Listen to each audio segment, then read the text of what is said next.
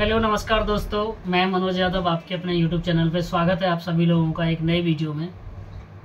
और आज का जो वीडियो आपको लोगों के लिए है वो विशेष वीडियो ये है कि मान लीजिए अगर हमें हल्का सा फीवर वगैरह आता है, हाँ, तो हमें कौन सा मेडिसिन्स लेना चाहिए, किसकी सलाह से लेना चाहिए और कौन सा टेस्ट कराना चाहिए, किसकी सलाह से बगैर भी करा सकते हैं, नहीं करा सकते, वो चीज़ें हम आपको इसमें आज बताने वाले हैं। यानी आपको इसमें पता लगेगा कि हमें फीवर है तो कौन सी मेडिसिन सबसे पहले लें या फिर हम डॉक्टर से कंसल्ट करें।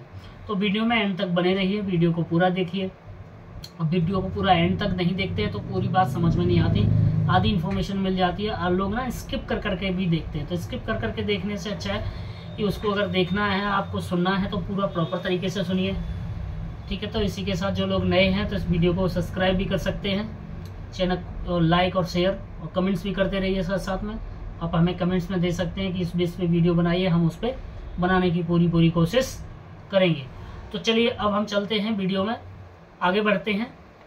सबसे पहले हम क्या देखते हैं कि मान लीजिए अगर हमें फीवर हल्का फुल्का आ रहा है, हमें ऐसा महसूस हुआ कि हमें फीवर हो गया, ठीक है जी। तब लोग क्या करते हैं कि अपना ही रेमेडी यूज करते हैं, यानी अपना ही मर्जी से दवाई ले लेते हैं।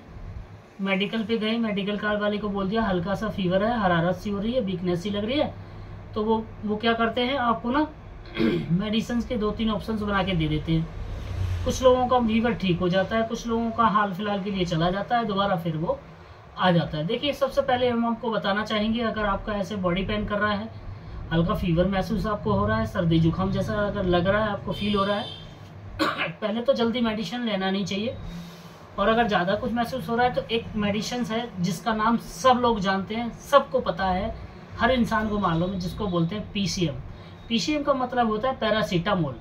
पैरासीटामोल जो होती है वो 500 वाली यूज लेनी चाहिए जब भी आप लें। अगर बच्चे 10 साल से छोटा बच्चा है तो उसको आधी दें, और उसके ऊपर 14 ईयर से ऊपर है तो उसको पूरा गोली आप दे सकते हैं अकॉर्डिंग टू 8 घंटे के बीच में, मतलब 8 घंटे के बाद। 8 घंटे का अंतराल करना बहुत ज़रूरी है इस मेडिसिन को लेने के लिए। मतलब सुबह ले सकते हो, 8 घंटे के बाद आप फिर ले सकते हो। तो ये सारी चीज़ें जानना बहुत ज़रूरी है। एक खिला दी, आराम मिल गया, दोबारा नहीं दिया, 10 घंटे हो गए, 24 घंटे के बाद फिर चढ़ गया, फिर स्टार्ट हो गया। तो उसको 8 घंटे में अगर आपको उससे फीवर हुआ है तो ऐसा कुछ लग रहा है तो आप 8 घंटे के अंतराल में फिर दोबारा मेडिसिन दे दीजिए। उसके बावजूद भी अगर आपका फीवर डाउन नहीं होता है तो फिर वो मेडिकल वाले के पास जाते हैं, फिर वो 10, 20, 50 रुपए की आपको बना के दे देता है। तो सोचे डॉक्टर के पास क्यों जाएं, अब इसी से काम हमारा चल रहा है।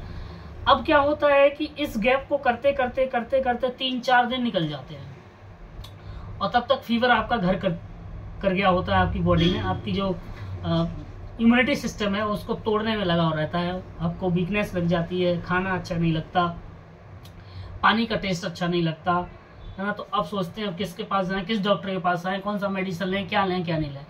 तो इन चीज़ों से ही बोलता हूँ कि अगर ऐसा लगे तो तुरंत अपने फिजिशियन से संपर्क कीजिए, अपने डॉक्टर से संपर्क कीजिए, जो आपके फैमिली डॉक्टर हैं, आपके नियर बाई में हैं, कलीग हैं, जो आपको लगते हैं बेस्ट दवाई देते हैं, अच्छी दवाई देते हैं, हमें उनकी दवाई सूट करती है, तो उनसे जाके मेडिसिन लें। जो भी डॉक्टर रिकमेंड करें उनको, एंटीबायोटिक वगैरह जो भी आप देंगे, इंजेक्शन्स वगैरह होते हैं, एंटीबायोटिक दवाइयाँ होती हैं, तो उस तरह से आप ले सकते हैं। सारी चीज़ें इस तरह से आप यूज कर सकते हैं। आप अपनी मर्जी से सब कुछ लेना चाहें, गूगल पे देख के, लोग यूट्यूब पे देख के इस तरह से मेडिसिन ले लेते हैं, तो हम तो ये बोलेंगे कि ऐसे मेडिसिन नहीं लेना। देखिए हर इंसान की बॉडी अलग अलग होती है, हर इंसान को किसी से एलर्जी है, किसी से कुछ दिक्कत है, किसी से कोई परेशानी हो सकती है। तो डॉक्टर क्या है ना, वो आपको पूछेगा, रेट करेगा, आपको अच्छे से सब पूछेगा, सब कुछ बताएगा, उसके अकॉर्डिंग आपको मेडिसिन दी जाएगी, एंटीबायोटिक दी जाएगी, फीवर की दी जाएगी, कफ कोल्ड की, खांसी की, इस तरह से सारी चीज़ें आपको उसमें प्रोवाइड कराई जाएंगी। तो अब एक चीज़ आती है कि मान लो अगर 3-4-5 दिन से हमें फीवर आ रहा है कंटिन्यू, हमें नहीं जा रहा है, तो क्या कंडीशंस में हमें टेस्ट करवाने चाहिए।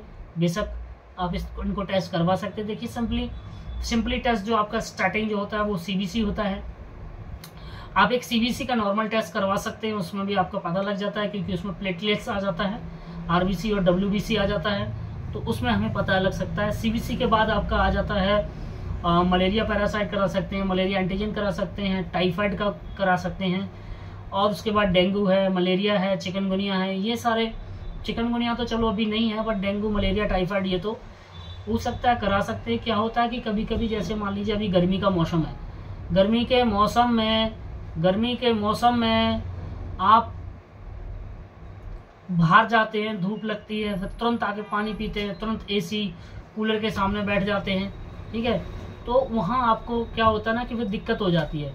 कुछ टेस्ट के बारे में पूछना था तो वो आप अपना पूछ भी सकते हैं टेस्ट के बारे में।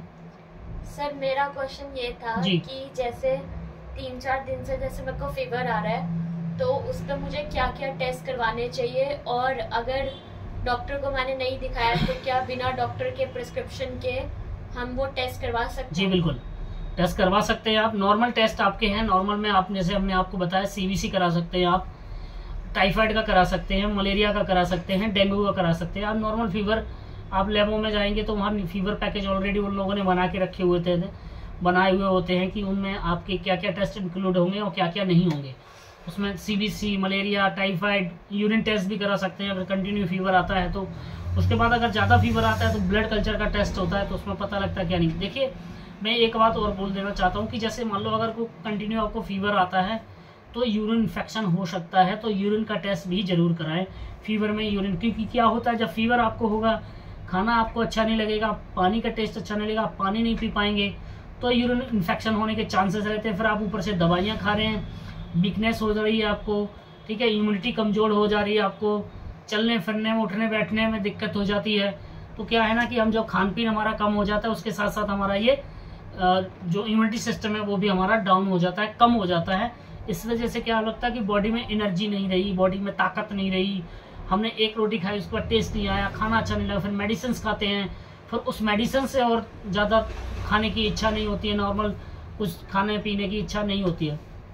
तो ये छोटा सा वीडियो आप लोगों के लिए था, तो हमने कहा चलो बताया जाए, आपको भी बहुत ज़रूरी है। तो इसी के साथ हम वीडियो को समाप्त करते हैं।